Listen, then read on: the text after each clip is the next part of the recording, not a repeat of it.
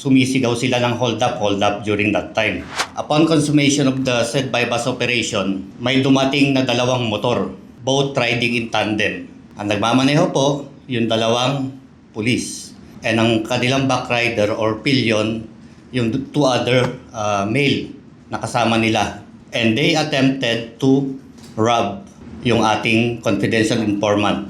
Nakuha na yung pera, balak pa nilang kunin yung shabu. Because according to the confidential informant and of course yung ating police asset, sumisigaw sila ng hold up during that time.